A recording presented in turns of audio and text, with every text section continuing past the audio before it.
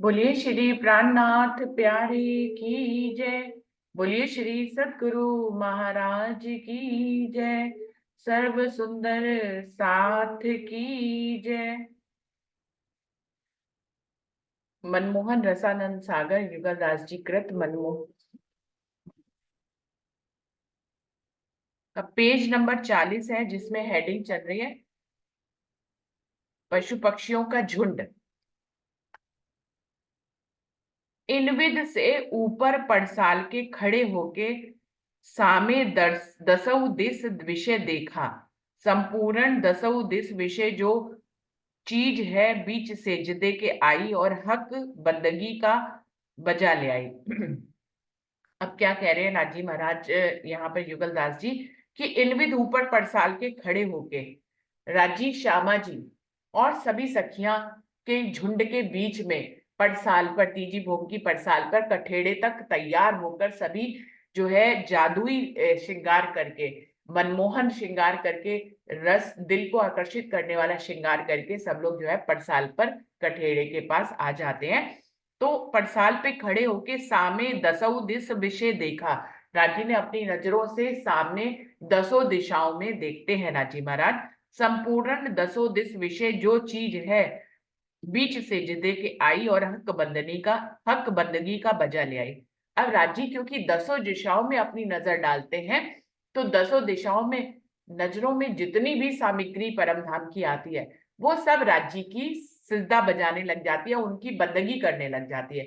अब राज्य की नजर का देखिए, यहाँ पे कालमाया के ब्रह्मांड में जो हमारी नजर होती है ना वो तो एक लिमिटेड होती है। हम उस आईसाइट से सिर्फ एक लिमिटेड नजारा देख सकते हैं, बहुत दूर दूर तक का नजारा नहीं देख सकते। लेकिन राज्य जो है अपनी नजरों से वहां पे कोई आईसाइट ऐसी नहीं है कि आप एक लिमिटेड ही लाइन देख सके।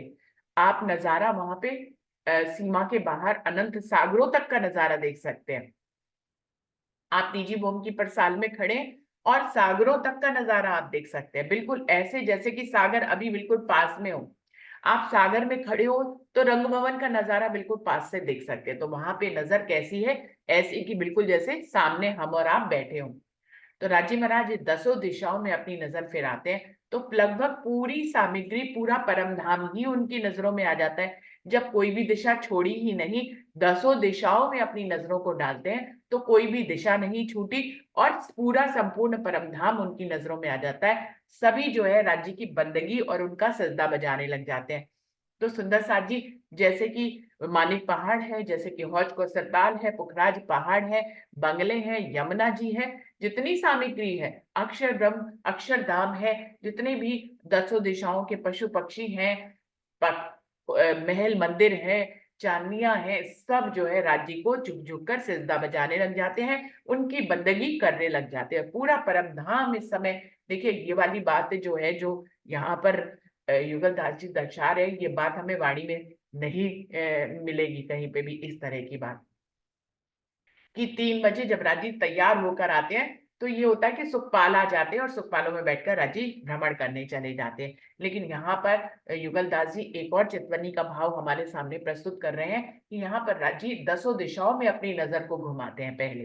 तो दसों दिशाओं में जितनी भी सामग्री है, बल्कि पूरा परमधाम ही आ जाएगा, वो सब राज्य की बंदगी करने लग जाते हैं, झुक झुक के उनकी उनका सिजदा बजाने लग जाते हैं। तो राज्य अपनी नजर सबके ऊपर प्रेम भरी डालते हैं। हक हादी रूहें जो नजर करके देखे तो आगे अनंत कोट फौजें तैयार खड़ी हैं।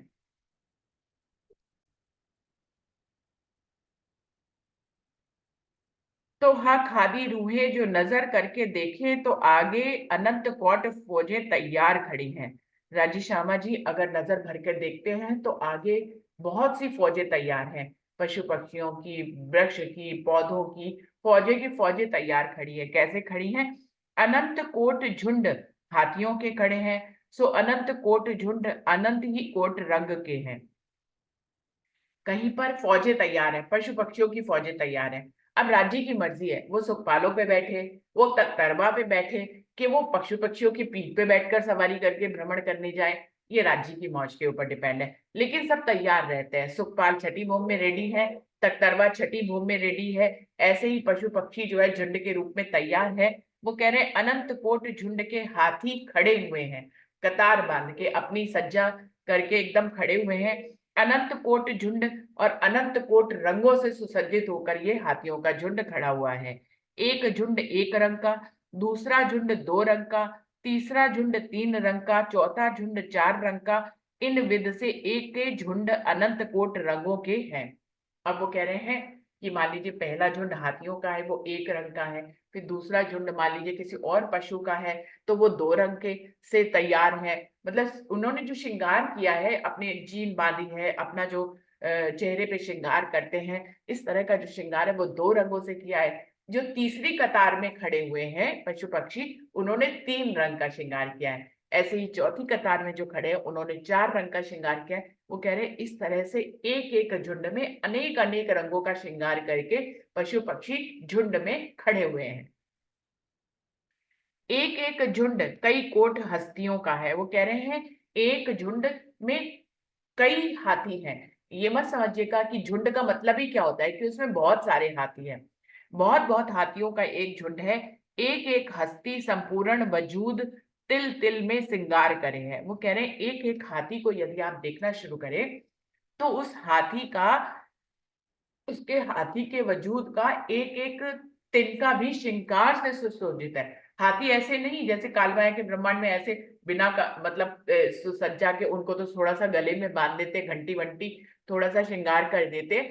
लेकिन वो कह रहे हैं कि परम धाम में जो हाथी खड़े हुए हैं, उनके वजूद का, उनके जो जो शरीर है उसका जर्रा जर्रा श्रृंगार से सुशोभित है। तो पूर्ण हाथी का पूर्ण श्रृंगार हुआ हुआ है। अनंत कोट रतन के श्रृंगार करे हैं। उन्होंने अनंत कोटि के रत्नों से सुसज्जित श्रृंगार किया हुआ है हाथियों ने। सो मानिद अनंत कोट बिजलियों के चमकते हैं। तो ये हाथी जब इतना श्रृंगार किए हुए हैं, सोचिए, तो बिजली के समान तो चमकेंगे ही चमकेंगे। तो ये बिजली के समान चमक रहे हैं हाथियों का झुंड।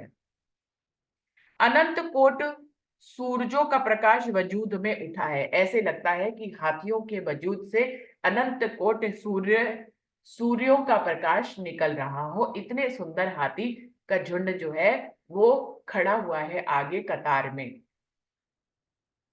और अनंत कोट नगों के जो श्रृंगार करे हैं, सो मानिंद अनंत कोट बिजलियों के चमकते हैं। जो नगों का श्रृंगार किया है ना हाथियों ने, वो ऐसे लग रहा है अनंत बिजलियां एक साथ चमक रही हो। इतना सुंदर श्रृंगार हाथियों ने किया हुआ है।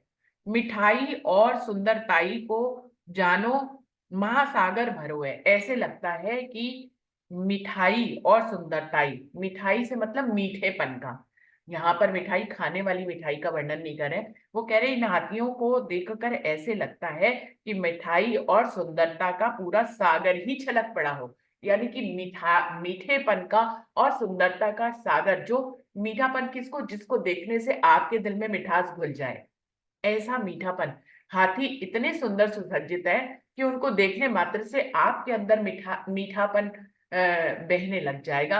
मीठा सागर प्रवाहित होने लग जाएगा, उसकी लहरें उठने लग जाएंगी। इस चीज को यहाँ पर मिठाई के रूप में प्रदर्शित किया है कि मिठाई और सुंदरताई को जानो महासागर भरो। ऐसे लगता है कि इन हाथियों के झुंड में मीठेपन और सुंदरता का सागर ही उमड़ रहा हो। जो किसी हस्ती एक को नजर बांध के देखे, तो उसकी मिठाई और सुंदरताई के सागर से कभी बाहर ना आ सके।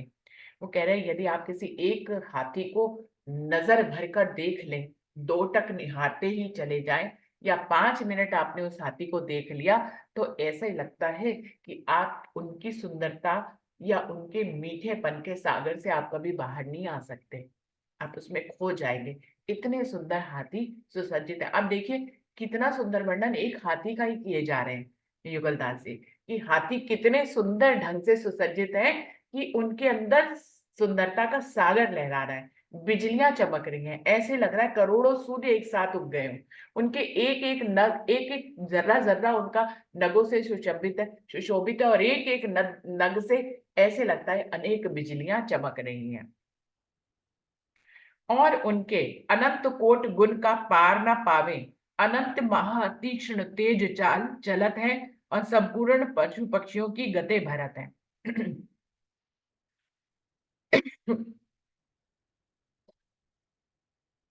कह रहे हैं हाथियों में जब आप उनकी सुंदरता को देखते हैं तो इतने करोड़ों गुण उन हाथी में भरे हुए हैं कि ऐसे लगता है कि आप उनके गुणों का कोई पारावार नहीं है।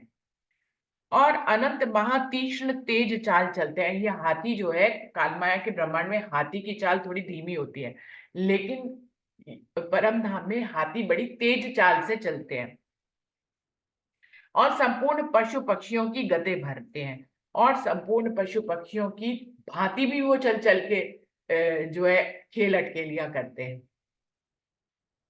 संपूर्ण पशु पक्षियों की बोलियां बोलते हैं और ये हाथियों में इतनी कला है कि वो हर पशु पक्षी की तरह चल के भी दिखाते हैं और फिर हर पशु पक्षी की तरह आवाजें भी निकालते हैं।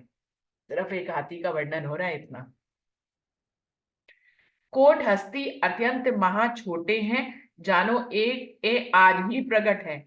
एके 2 दिन के से हैं, एके 3 दिन के से है। देखिए कितनी अलग बात कह रहे हैं। इसमें से वो कह रहे हैं जो हाथियों की इतनी बातें हम आपको बता रहे हैं उसमें से कुछ हाथी बहुत ही छोटे हैं, बहुत ही छोटे हैं। वो कह रहे हैं कोई हस्ती अत्यंत महा छोटे हैं, कोई कोई हाथी बहुत ही छोटे हैं।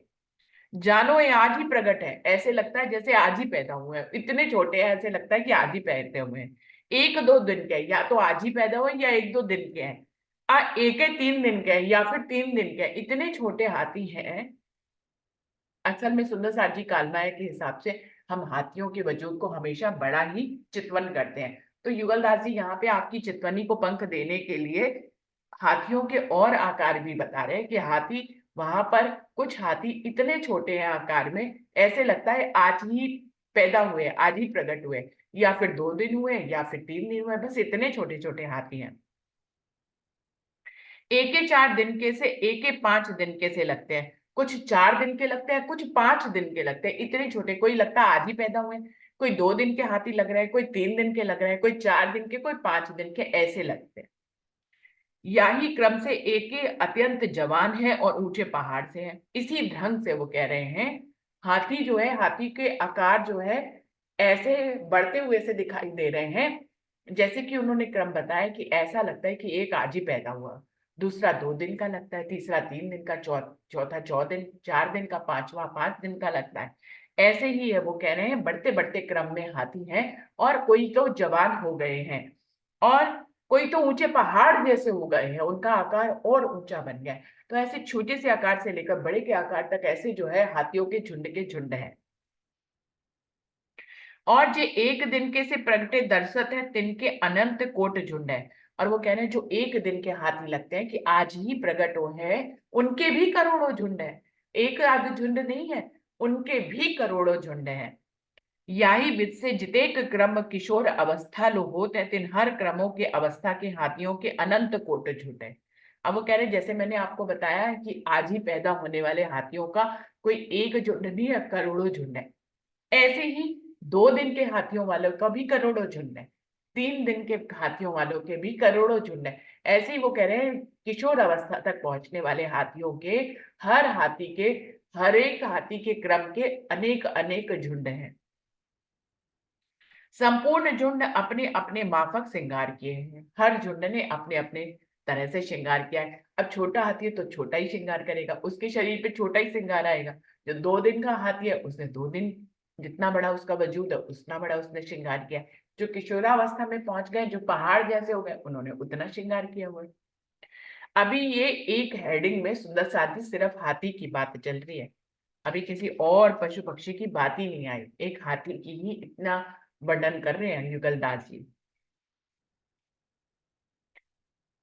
तो अनंत कोट झुंड है और संपूर्ण झुंड अपने अपने माफक श्रृंगार किए हैं। जो हस्ती के अत्यंत महा छोटे हैं, सो भी आद अनाद के हैं।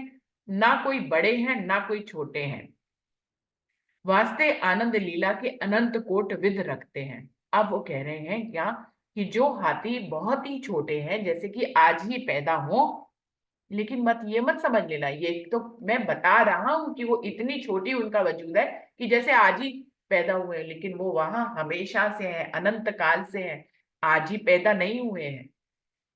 आज ही पैदा कहने का भाव वो जुगलदास जी क्लियर कर रहे हैं। आप ये ना समझ लें कि परमधाम में वो आज ही पैदा हुए। उनका वजूद इतना छोटा है कि आप ऐसा समझे कि जैसे कि वो आज ही पैदा हुए हैं, लेकिन वो वहां अनंत काल से हैं, अनंत काल तक होंगे। परम धाम में ना कुछ बनता है ना कुछ मिटता है। वहां हाथी आज ही पैदा नहीं हो सकते, वो हमेशा से वजूद में इतने छोटे हैं कि हमेशा से ही ऐसे हैं। ऐसे ही वो कह रहे हैं कि आप किशोरावस्था तक के हाथियों के क्रम हमेशा ऐसे ही समझिए कि जो किशोरावस्था में आती हैं वो अनंत काल से किशोरावस्था में ही है। उनका वजूद इतना बड़ा ही है। वो धीरे धीरे ऐसे छोटे से बड़े, फिर बड़े से बड़े, फिर बड़े से बड़े नहीं हुए हैं। उनकी हाइट ऐसे नहीं बढ़ी है जैसे कालमाया के ब्रह्मांड में बढ़ती है कि आज बचपन आया, फिर थोड़ी सी हाइट बढ़ी, फिर आप 2 साल के हुए, 5 साल के हुए, थोड़ी और हाइट बढ़ी। ऐसा नहीं है। इस भाव को क्लियर कर रहे हैं युगलदास जी कि जो छोटे हैं वो अनंत काल से छोटे हैं, जो बड़े हैं वो अनंत काल से बड़े हैं। सिर्फ उनकी इतनी सुंदरता को दर्शाने के लिए सबने अलग अलग आकार ले रखा है। वहां की विविधता को बनाने के लिए, वहां की सुंदरता को बढ़ाने के लिए, परमधाम में राज्य को रिझाने के लिए उनकी आकृति ऐसी ही है अनंत काल से। तो क्या कह रहे हैं, जो हस्ती के अत्यंत महा छोटे हैं सो भी आद अनाद के हैं। छोटे हैं लेकिन आद अनाद से छोटे हैं। ना कोई बड़े हैं ना कोई छोटे हैं। वहां पर ऐसा नहीं कह सकते कि उम्र में कोई बड़ा है कोई छोटा है। वास्ते आनंद लीला के अनंत कोट विद रखते हैं। ये तो आनंद की लीला को बढ़ावा देने के लिए उनकी अनेक जातियां हैं, प्रजातियां हैं। और विधा विधा गुण चाल चातुर्या विषय सब ही बराबर है और सभी सबविध पूर्ण है। वो कह रहे हैं अब हाथी में जो गुण होते हैं उसकी चतुराई होती है, उसकी चाल ढाल होती है, उसकी सुंदरता होती है। वो आप ये ना समझे कि छोटे हाथी में कम है क्योंकि उसका आकार छोटा है, और बड़े हाथी में वो चातुरता, वो चाल की गति ज्यादा है। जो गुण होते हैं, जो लक्षण होते हैं एक हाथी में, वो छोटे में कम और बड़े में ज्यादा नहीं है। छोटे में भी उतने, बड़े में भी उतने। वो तो विविधता और सुंदरता और आनंद को बढ़ावा देने के लिए उनके अलग अलग आकार हैं। लेकिन उनके अंदर जो गुण होते हैं एक हाथी में, वो छोटे में भी उतने ही हैं और बड़े हाथी में, बड़े आकार वाले हाथी में भी उतने ही हैं। तो और कह रहे हैं और सब ही सबविध पूर्ण है। चाहे छोटा हाथी हो चाहे बड़ा हाथी हो आकार में, सभी हाथी अपनी सब तरह से संपूर्ण है। किसी में कोई कमी नहीं है कि ये हाथी आकार में छोटा है तो इसकी इसकी चाल धीमी होगी, इसके अंदर चतुराई थोड़ी कम होगी, ऐसा कुछ भी नहीं है। जैसा ये एक क्रम हस्तियों का हुआ, यही क्रम संपूर्ण पशु पक्षियों का है। अब वो उन्होंने एक हाथी का इतना वर्णन क्यों किया? क्योंकि वो हर पशु पक्षी का आपको बताना चाह रहे थे कि हर पशु पक्षी का क्रम ऐसा ही है। अब अगर घोड़े की बात करें तो घोड़े भी आकार में कुछ छोटे हैं, कुछ उससे बड़े हैं, कुछ उससे बड़े हैं, कुछ उससे बड़े, कोई पहाड़ जैसे हैं। ऐसे ही अगर शेरों की बात करें तो कुछ शेर छोटे हैं, कुछ उससे बड़े हैं, कुछ उससे बड़े, कुछ उससे बड़े, आकार में, गति में, और उनकी उनकी जो गुण बनता है, जो लक्षण है, उनमें कोई भी कमी नहीं है, चाहे छोटा हो चाहे बड़ा हो। तो कह रहे हैं जैसा एक क्रम हस्तियों का हुआ, जैसे मैंने इतना हाथियों का क्रम आपको बताया है, बिल्कुल वैसे ही संपूर्ण पशु पक्षियों का है। ऐसे ही संपूर्ण पक्षियों पक्षियों के बारे में आप ऐसी ही चित्वन कर सकते हैं। अनंत कोट घोड़ों के अनंत कोट झुंड हैं जो नक्शिक श्रृंगार किए हैं। अब घोड़ों के ऊपर आ गए कि वहां पर अनंत कोटि के घोड़े हैं और अनंत झुंड हैं उनके, और वो नख से शिख तक श्रृंगार किए हुए हैं। पवन से तेजतर हैं और दोनों तरफ पर रखते हैं। वहां के जो घोड़े हैं उनकी देखिए आकार की सुंदरता का वर्णन कर रहे हैं कि वो पवन से भी तेज चलते हैं, हवा से भी तेज गति है उन वहां के घोड़ों की। और उनकी दोनों कमर में दोनों तरफ पंख भी हैं। ये घोड़े जमीन पर भी चलते हैं और आपको लेकर आकाश में भी उड़ जाते हैं। झुंडों के झुंड आसमान में उड़त हैं और अत्यंत महासुंदर किशोर हैं और हक हादी रुओं के चित चोर हैं और मन मोहन है। वो कह रहे हैं ये झुंडों के झुंड घोड़े जो है आसमान में अपने पंखों से उड़ते हैं और बहुत ही सुंदर किशोर लगते हैं ये। और ये हक हादी रूहों को के चित्त के चोर हैं, उनके चित्त की चोरी कर लेते हैं, अपने पंखों से उड़ उड़ के, अपने कर्तव्य दिखा दिखा के राजी शामाजी और रूहों के चित्त को चुरा लेते हैं। और मनमोहन है, और मन को मोहित करने वाले हैं ये घोड़े। और याही विदित से रीझ बांदर लंगूर हैं, जो अनंत कोट हुनरों से में कमाल है।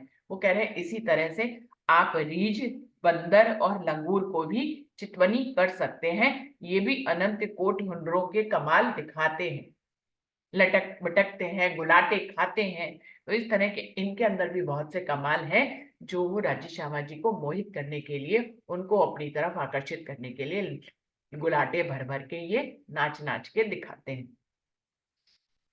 याही विधि से सिंह से तेंदुर हैं, जो अनंत बल पराक्रम रखते हैं और अति सुंदर मीठे हैं। वो कह रहे हैं इसी तरह से आपको सिंह और तेंदुए के बारे में भी चितवनी करनी चाहिए कि वो भी अनंत तरह के पराक्रम रखते हैं और बहुत ही सुंदर मीठी बोली भी बोलते हैं। याही विद से तूती, सुआ, मैना, हंस, गरुड़, मोर हैं, सो एक एक जाति के पशु पक्षियों के अनंत कोट रगन के अनंत कोट झुंड है। वो कह रहे हैं इसी प्रकार से आपको सुआ, मैना, हंस, गरुड़, मोर और तोते के बारे में सोचना चाहिए। ये जो एक एक जाति के अनंत अनंत पशु पक्षियों के झुंड हैं और अनंत अनंत कलाओं से भरे हुए हैं, अनंत अनंत श्रृंगार किए हुए हैं। और अनंत कोट खूब खुशहाली कैसी है कि अनंत कोट ब्रह्मांडों की रति रंभा, उर्वशी, सती, सावित्री, लक्ष्मी की सुंदरता इकट्ठी कीजिए तागु खूब खुशहाली के ऐसे है। अब वो कह रहे हैं कि परम धाम के पशु पक्षियों के बारे में आपको बहुत बता दिया, आप खूब खुशहालियों के बारे में आपको बताएं कि जो अनंत कोट खूब खुशहालियां हैं परम धाम में, वो भी बहुत ही सुंदर है। और अनंत कोट को खुशहाली कैसी है, जो अनंत कोट, वो कह रहे हैं कि उनकी सुंदरता को मैं अगर आपको किसी शब्दों से कंपेयर करके अगर मैं बताऊं, तो कह रहे हैं एक ब्रह्मांड की, एक कालमाया के ब्रह्मांड की जितनी अवधि होती है, उसमें जितनी रति, रंभा, सावित्री, उर्वशी और लक्ष्मी की सुंदरता को इकट्ठा किया जाए, ऐसे करोड़ों ब्रह्मांडों की सती, सावित्री, लक्ष्मी और उर्वशी की सुंदरता को इकट्ठा किया जाए, तो भी इन खूब खुशहालियों के सामने वो कम है। इतनी सुंदर खूब खुशहाली है। तो सुंदर साथ जी सोचिए, कितनी सुंदर खूब खुशहाली है, कितनी सुंदर सखियां हैं, कितनी सुंदर श्यामा महारानी और कितने सुंदर वहां पे राज्य हैं, और कितने सुंदर महालक्ष्मी और अक्षर ब्रह्म है। पशु पक्षी भी उतने ही सुंदर, और रंग भवन, दरो दीवाजे, झरोके और मेहराबे सब उतनी ही सुंदर हैं। जैसे लक्ष्मी के आगे मृत्यु लोक की स्त्री होवे, जैसे रति रंभा के आगे भीलनी होवे, खूब खुशहालियां ऐसे महासुंदर हैं। और बीच बदन के और भूषण वस्त्रों के अनंत कोट सूर्यों के प्रकाश रखती हैं। अब वो कह रहे हैं कि स्वर्ग की लक्ष्मी के आगे, बैकुंठ की लक्ष्मी के आगे मृत्यु लोक की स्त्री की सुंदरता क्या आएगी, कुछ नहीं आएगी। भाई बैकुंठ में महालक्ष्मी रहती है, उनकी सुंदरता अपरंपार है। अब अगर कालमाया के ब्रह्मांड की, पृथ्वी लोक की किसी स्त्री की सुंदरता, चाहे वो कितनी भी सुंदर हो, उसको लक्ष्मी की सुंदरता से कंपेयर किया जाए, तो वो कहीं टिकेगी ही नहीं। ऐसे ही वो कह रहे हैं कि खूब खुशहालियों की सुंदरता के आगे बैकुंठ की लक्ष्मी और रंभा, सती, सावित्री, इन सब की सुंदरता को भी अगर जोड़कर उनके सामने रखा जाए, तो वो फीकी ही लगेगी। इतनी सुंदर खुशहालियां हैं। और इनके सुंदर बदन पे वस्त्र और आभूषण लगे हुए हैं, बहुत ही सुंदर वस्त्र और आभूषणों का श्रृंगार किया हुआ है, और ऐसे लगता है कि करोड़ों सूर्य एक साथ उदय हो गए हों, इतनी सुंदर खूब खुशहालियां हैं। और रूहों के कांधे लगती हैं,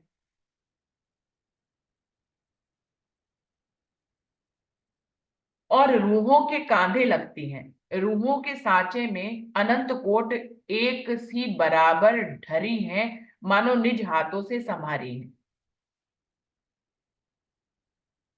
क्या कह रहे हैं यहाँ पे, किसी सुंदर साथ को कोई भाव समझ में आ रहा है, मैं दोबारा से पढ़ रही हूँ। और रूहों के कांधे लगती हैं, या तो ये कि रूहों के कंधे के बराबर आ जाती हैं, इतनी इतनी इनकी ऊंचाई है खूब खुशहालियों के, और रूहों के कांधे लगती हैं। रूहों के सांचे में अनंत कोट एक सी बराबर ढली हैं, और रूहों के सांचे में अनंत कोट एक साथ बराबर ढली हैं, मानो निज हाथों से संभारी हैं। ऐसे लगता है वो रूहों के सांचों में ढली हुई खूब खुशहालियां हैं, और ऐसे लगता है कि उनको स्वयं अपने हाथों से किसी ने ढाला है या बनाया है। जैसे मूर्तिकार किसी मूर्ति को बनाता है तो वो अपनी सारे कलाओं को उस मूर्ति की सुंदरता में पिरोना चाहता है, वो उसमें ढाल देता है उस मूर्ति को सारी सुंदरता के साथ। वो कह रहे हैं इतनी ही सुंदर खूब खुशहालियां हैं, ऐसे लगता है राजी ने उनको अपने हाथों से ही ढाला है, और वो रूहों के ही सांचों में ढेर सारी ऐसे ढल गई हैं जैसे कि स्वतः ही बन गई हो, या राज्य ने उनको स्वयं ही बना दिया हो। और हक हाथी रूहों के मनमोहन को जानो जादू वसीकरण की मूर्ति है, और बंगलों में अनंत कोट श्रृंगार करके आई हैं। अब ये खूब खुशहालियां बंगलों में रहती है सुंदर साथ जी, तो ऐसे लगता है ये इतनी सुंदर है, इतना श्रृंगार करके आती हैं कि ऐसे लगता है राजी श्यामा जी और रूहों के चित्त को ये मोह लेंगी। उनकी मोहित करने वाली सुंदरता है, इतनी सुंदर सा श्रृंगार करके वो बंगलों में विराजमान रहती हैं खूब खुशहाली। तो यहाँ पर ये पशु पक्षियों का झुंड का हेडिंग खत्म हो रहा है, पेज नंबर है 42। अब यहाँ पर आ रहा है अगला जो हेडिंग है, वो सुखपाल यात्रा है। तो सुंदर सा जी नीलो पीलो मंदिर से श्रृंगार करके राजी श्यामा जी और सखियां जो है कठेड़े के पास तीजी भोग के पड़साल में आते हैं, जहां पर राजी दसों दिशाओं में अपनी नजर को डालते हैं, अपनी प्रेम भरी और आनंद भरी नजर को डालते हैं, जिसमें इतना वर्णन किया कि पशु पक्षी कैसे उनकी दसों दिशाओं में उनकी नजरों में आते हैं और कैसे उनका सिजदा बजाते हैं। अभी सुखपाल की यात्रा शुरू होती है, भ्रमण करने के लिए, घूमने के लिए राज्य श्यामा जी और सखियां एक साथ जो है आनंद की लीला के लिए वनों में विहार करने के लिए जाते हैं। भौम छठी से चल के 6001 सुखपाल झरोके से मुकाबिल हो रहे हैं। छठी सुखपाल कहाँ रहते हैं? छठी भूमि में रहते हैं। तो सुखपाल जो है सुसज्जित है, सभी सामग्री सहित सुसज्जित होकर तीजी भोग की पड़साल के पास आकर खड़े हो जाते हैं। उनसे झरोकों से लगकर सट सट कर ये सुखपाल खड़े हो जाते हैं। कितने सुखपाल हैं? एक सुखपाल में दो सखी बैठती हैं, तो 12,000 सखी है तो कितने सुखपाल हुए? 6,000 सुखपाल हुए। लेकिन राज्य श्यामा जी का भी तो एक सुखपाल होगा, तो 6,001 सुखपाल जो है छठी भोग से आकर तीजी भोग की छज्जे के मुकाबिल खड़े हो जाते हैं। चार पाए और चार डांडे और ऊपर कलश रोशन है। हर सुखपाल के चार तो पाए हैं, उसके ऊपर चार डांडे हैं, ऊपर जो है छतरी बनकर कलश लग गया है, जो कि बहुत ही रोशन है, शोभायमान हो रहा है। ऊपर कलश रोशन है, खट चप्पर की जिनस है, सुंदर रोशन गादी बिछी हुई है।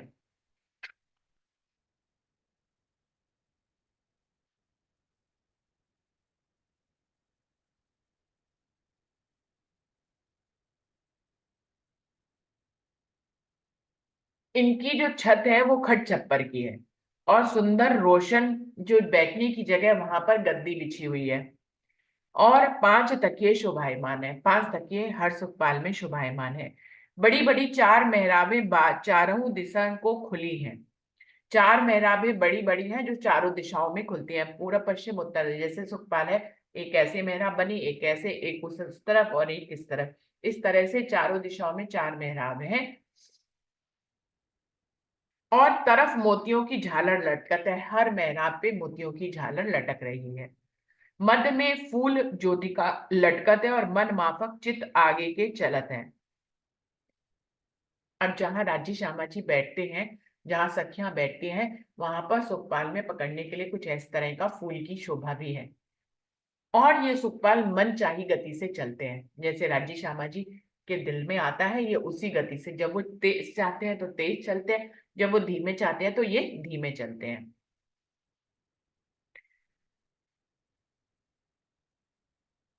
ऐसी जो आनंद की मूर्ति सुखपाल है, सो तीसरे खंड के 6,000 झरोकों से मुकाबिल है। वो कह रहे हैं ऐसे सुंदर जो सुखपाल सुसज्जित हैं, वो 6,000 सुखपाल जो है तीसरी भौम के झरोके से आ आकर लगते हैं। श्री राज श्री ठाकुरानी जी के चरण कमल को स्पर्श को बेसुमार तड़पाते हैं और मानिंद मछली के फरफरात हैं। अब वो कह रहे हैं ये क्योंकि सुखपाल जी को ऐसा मत समझिए जैसे यहाँ की कारें होती है, इंजन के माध्यम से चलते हैं। परम धाम के सुखपाल चेतन है, जो मनचाही गति से चलते हैं, जो राज्य का ही स्वरूप है, राज्य के दिल के साथ उनकी वाहिदत है। ऐसे सुखपाल हैं वहां पे। ये भी सुखपाल राजी महाराज के चरण कमलों में बंदगी बजाने के लिए तड़पते हैं, उनका दर्शन पाने के लिए तड़पते हैं कि कब राजी महाराज हमारी सवारी करें। ऐसे चेतन सुखपाल हैं जो राज्य की बंदगी करते हैं, तीसरी भूमि में आते ही सबसे पहले राज्य के आगे सिजदा बजाते हैं और उनकी बंदगी करते हैं। ये मछली की तरह भी ये भी फड़फड़ाते हैं, राजी महाराज का दर्शन करने के लिए ये भी तड़पते हैं। श्री राज श्री ठाकुरानी जी दो युगल स्वरूप बीच एक सुखपाल के विराजमान भय। अब राजी श्यामा जी दोनों मिलकर एक सुखपाल में विराजमान हो जाते हैं और 6,000 सुखपाल में 12,000 सखी जोड़े जोड़े विराजमान भई, और बाकी के 6,000 सुखपालों में एक एक सुखपाल में दो दो सखियां विराजमान हो जाती हैं जोड़ा जोड़ा बनकर। जाछिन पूर्ण ब्रह्म अक्षरातीत माशूक ने दो कदम मुबारक अपने बीच सुखपाल के धरे, ताई छिन कोट नक्कारों और कोट नौबतों के ऊपर एक ही बार चौगिर्द चौप गिरी। वो कह रहे हैं जैसे ही राजी अपने चरण कमल सुखपाल में रखते हैं, उसी समय कोट नक्कारे कोट नौबतें एक ही साथ बजने लग जाती हैं, क्योंकि अब ये भ्रमण का समय हो गया। राज्य जैसे ही सुखपाल में विराजमान होते हैं, अपने चरण कमल रखते हैं, तो बस बाजे बजने लग जाते हैं, नगाड़े बजने लग जाते हैं। एक सेना की तरह भ्रमण करने के लिए राज्य जाते हैं, तो खूब बड़े बड़े जो वाद्य यंत्र हैं वो स्वतः ही बजने लग जाते हैं। बजने का मतलब है उमंग में आकर नाचने लग जाते हैं और आवाज करने लग जाते हैं, लय ताल सुर ताल सब जो है बजाने लग जाते हैं। और कोटान कोट बंदरों और रीजों ने एक ही बार धौंसा मारा, संपूर्ण अखंड ब्रह्मांड परम धाम का झेलाने लगा और घोर शब्द बाजों के भराए रही है।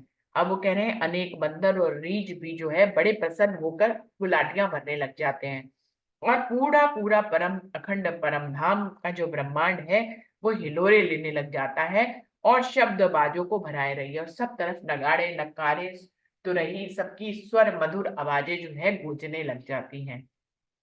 कोटान कोट हाथियों के बुलंद झांझे झनझनाती हैं और रीछ बंदर ऊपर हाथियों के बैठे और हाथों से बाजाते जाते हैं। कई कई हाथियों के झुंड जो है नृत्य करने लग जाते हैं, कोई कोई रीछ और बंदर हाथियों के ऊपर बैठ जाते हैं और हाथों से बाजे बजाते हैं, हाथी की पीठ पर खड़े होकर बाजे बजाते हैं। तो इस तरह से भी लीला शुरू हो जाती है। कहने का मतलब है खुशी का लहर पूरे परंपरा में फैल जाती है। क्यों? क्योंकि राज्य अब सब सखियों के साथ भ्रमण करने के लिए निकल रहे हैं। नजर ऊपर अक्षरातीत माशूक के रखे हैं और कोटान कोट नगारे सूतर लिए जाते हैं। वो कह रहे हैं कहने को तो सबकी नजर सिर्फ अक्षरातीत के ऊपर है, लेकिन उनको ही मोहने के लिए सब तरह तरह के वाद्य यंत्र बजाने लग जाते हैं, जबकि हर एक की नजर अक्षरातीत के ऊपर ही है। और कोटान कोट रीज बंदर हास्य उठाने वाले पोशाके लिए हुए ऊपर सुतरों बैठे हैं और दोनों हाथों बाजे बजाते जाते हैं। अब वो कह रहे हैं करोड़ों बंदर करोड़ों रीज जो है हास्य वाली पोशाकें पहने हुए हैं, हंसने वाली पोशाकें पहने हुए, कि राज्य श्यामा जी हंसे, ऐसी पोशाकें पहने हुए हैं और ऊपर जो है हाथियों के ऊपर बैठे हुए हैं और दोनों हाथों से बाजा बजाते हैं। ऐसे ऐसे करके बाजे जो है वो बजा रहे हैं बंदर, और बहुत ही सुंदर जो है पोशाक पहनी हुई है, जिससे राजी श्यामा जी को हंसी आए, ऐसी हास्यप्रद पोशाकें पहने हुए हैं। और नजर माशूक के बांध के कोटान कोट बंदर ऊपर घोड़ों के सवार हैं और नगाड़े बजाते हैं। और राज्य से अपनी नजर से नजर मिलाकर कोट कोट करोड़ों बंदर जो है घोड़ों के ऊपर सवार हो जाते हैं और वहां घोड़ों के ऊपर ही खड़े खड़े नगाड़े बजाने लग जाते हैं। तो इस प्रकार की शोभा रहती है। यहाँ पर 43 पेज पूरा हो रहा है सुंदर साथ जी। अभी 44 पेज के, क्योंकि ये प्रसंग काफी लंबा है, 44 पेज हम कल करेंगे क्योंकि समय बहुत कम रह गया है। प्रणाम जी सभी सुंदर साथ जी को, प्रेम प्रणाम जी। प्रणाम जी, प्रणाम। प्रणाम जी। प्रणाम जी, प्रणाम प्रणाम जी, जी, प्रणाम जी दीदी। सब प्रणाम सुंदर साथ को जी, प्रणाम जी। प्रणाम जी। प्रणाम जी। प्रणाम जी, प्रणाम जी।